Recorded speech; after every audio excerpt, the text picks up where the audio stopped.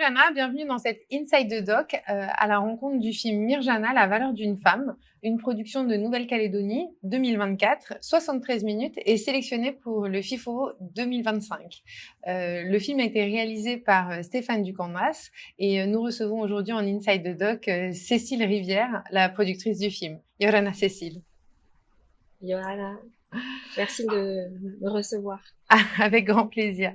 Dans le film, tu es à la fois la productrice du film, mais tu es surtout la protagoniste principale, puisque c'est toi qu'on te suit, c'est toi qu'on suit dans le film et sur ton activité de sage-femme. Quel a été le moment déclencheur qui vous a poussé à transformer finalement cette activité professionnelle en un projet de film documentaire? En fait, moi, ça fait plusieurs années que je travaille aux côtés de Stéphane, donc qui est réalisateur, dans la production notamment et dans l'écriture de films documentaires, en parallèle de mon travail de sage-femme, puisque à la base, c'est vrai que je suis sage-femme de formation. Mais voilà, par passion, en fait, on s'est mis à travailler tous les deux ensemble et on a toujours choisi des sujets qui nous tenaient à cœur et qui faisaient écho particulièrement soit à notre propre histoire, notre histoire personnelle, notre histoire professionnelle. Et du coup, pour ce film Mirjana, c'est vrai que euh, Mirjana a été ma patiente, donc j'ai été la sage-femme de Mirjana. Et son histoire m'a forcément énormément impactée. Et quand on et voilà donc quand c'est arrivé, il a fallu du temps bien évidemment avant de décider de d'écrire sur ce sujet, de décider de faire un film. Mais c'était aussi un peu une évidence qu'il fallait faire quelque chose et c'était notre manière d'être un peu d'être militant et de nous engager en fait pour la cause des femmes en Nouvelle-Calédonie notamment. Est-ce que vous avez rencontré des défis particuliers dans le tournage, le processus, en tout cas de rencontre des autres protagonistes Euh, la plus grande difficulté, c'est que finalement, parler de la condition de la femme, ça reste un sujet assez tabou. La parole ne se libère pas facilement. Et c'est pas toujours évident de rencontrer des femmes qui acceptent de parler à visage découvert, qui acceptent aussi d'affirmer qui elles sont, ce qu'elles vivent. Et donc, ça a été vraiment probablement la plus grande difficulté. Mais finalement, on est parti aussi d'une certaine proximité aussi avec les autres protagonistes du film. Moi, je connaissais particulièrement bien la famille de Mirjana. Et c'est vrai que la confiance a été instaurée dès le départ. Ce projet, c'était pas que le mien, c'était aussi le projet de toute la famille. Et c'était l'envie, peut-être même le besoin de raconter son histoire pour qu'elle puisse servir à d'autres et pour que d'autres femmes puissent s'identifier soit dans l'histoire de Mirjana, soit dans l'histoire de ses sœurs. Euh, voilà, même en tant que professionnelle de santé, dans l'histoire de Cécile, la sage-femme. Voilà. Donc c'est vraiment l'idée de- d'avoir ce projet commun et cette sécurité entre nous, de se faire confiance mutuellement et c'est ce qui a permis aussi que le film se fasse. le sujet du film démarre sur le féminicide de Mirjana, qui j'imagine vous a fortement impacté émotionnellement. Comment est-ce que tu as réussi, toi, la famille, mais aussi Stéphane, à équilibrer le point de vue personnel et les faits présentés? Euh, je sais pas si on s'est vraiment posé cette question-là de trouver l'équilibre. Euh, parce que finalement, c'est vrai que c'est tellement impactant et on est tellement bouleversé que c'est très difficile de mettre une limite. Et en même temps, je suis assez persuadée que c'est en permettant aux autres aussi de voir et de ressentir, d'être dans notre émotion, qu'on les touche davantage et qu'on leur donne envie aussi de changer quelque chose dans leur propre vie.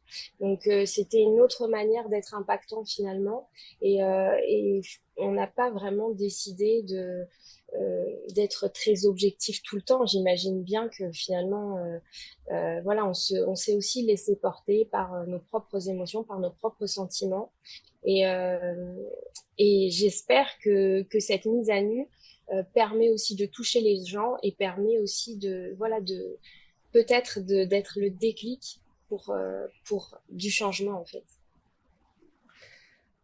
Quel, quel sentiment ou message vous espérez transmettre au public et plus particulièrement aux femmes kanak à travers ce documentaire? Euh, le message était avant tout que nous, on a vraiment souhaité travailler sur la définition de la femme, sur sa valeur aussi, parce que, comme on a pu constater lors de toutes nos rencontres féminines à travers la Nouvelle-Calédonie, les femmes ont perdu l'estime d'elles-mêmes. Elles se définissent très peu, finalement, mis à part par la maternité. Et c'était l'idée de parler de la valeur de la femme, de parler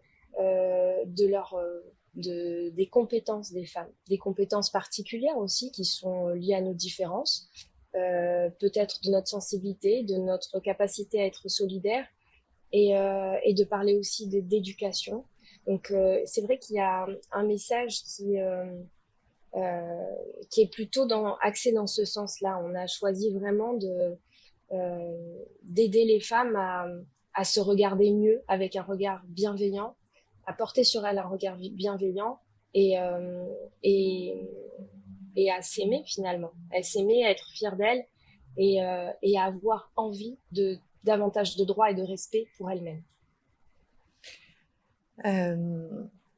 À la fin du film, enfin le documentaire termine sur une exposition, bon, sans trahir la fin. Est-ce que d'autres actions engageantes, on voit là dans ce moment de dévoilement de l'exposition, beaucoup de personnes, de membres de la communauté civile, de personnes qu'on devine engagées pour la cause des femmes.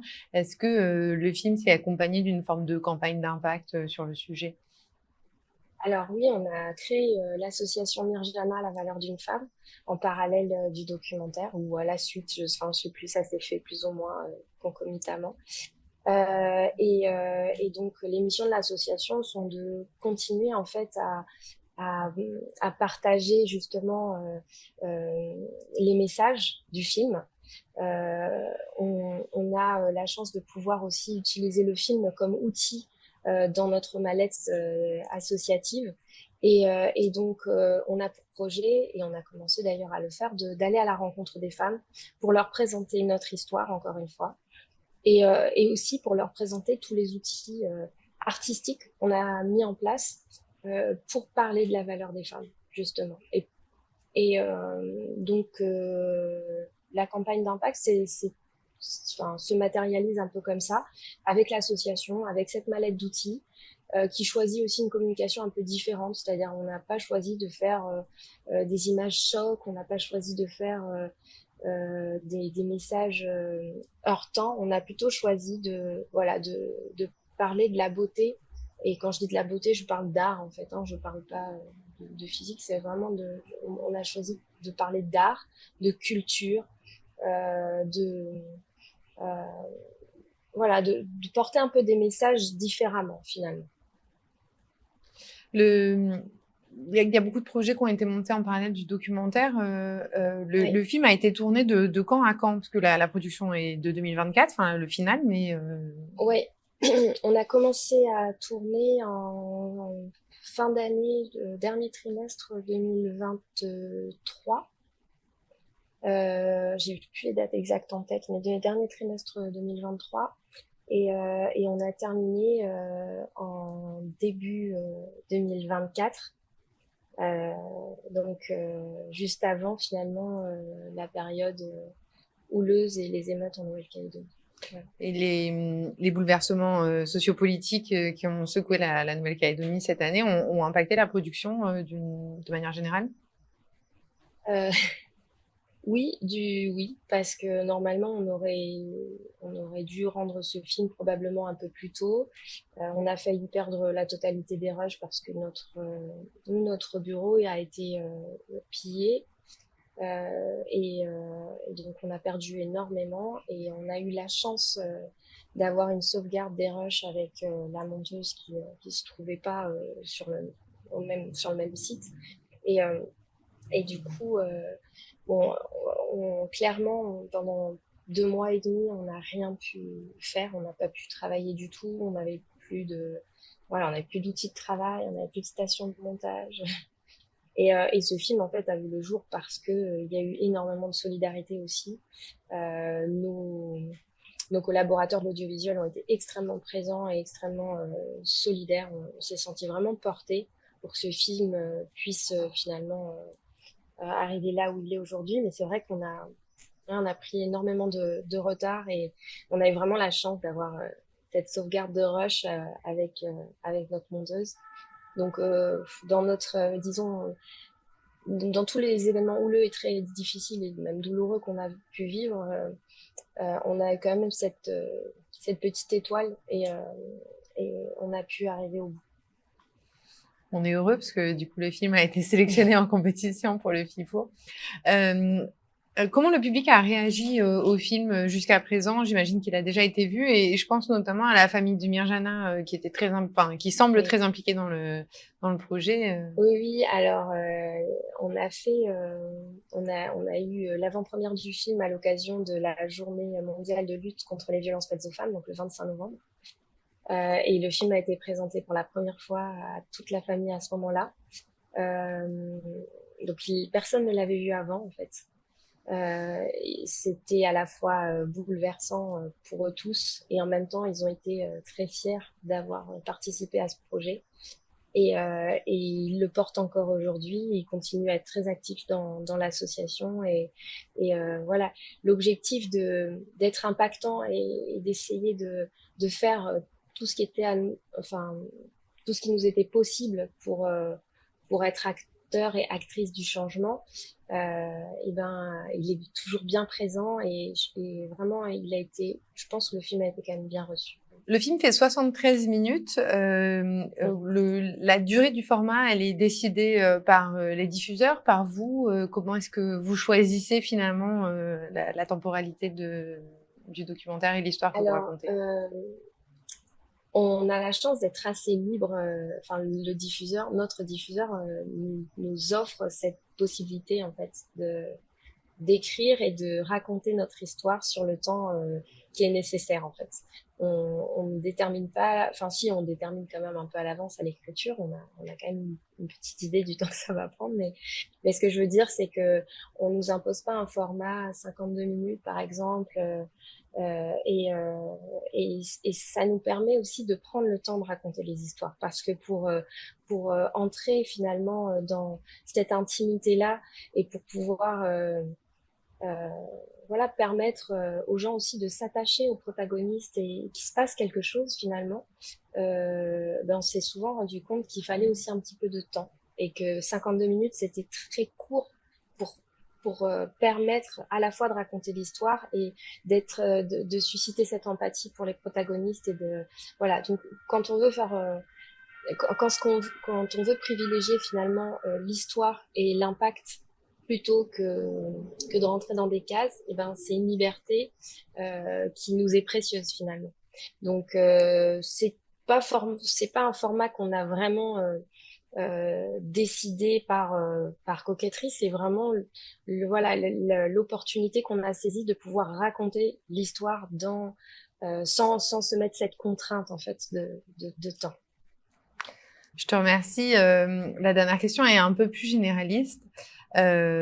Le FIFO est engagé aussi dans une démarche de faire découvrir les métiers de l'audiovisuel et notamment d'encourager nos jeunes à devenir des professionnels de l'audiovisuel. Est-ce que tu aurais un conseil à donner à un jeune réalisateur ou un jeune peut-être futur producteur qui voudrait se lancer dans le genre documentaire en particulier?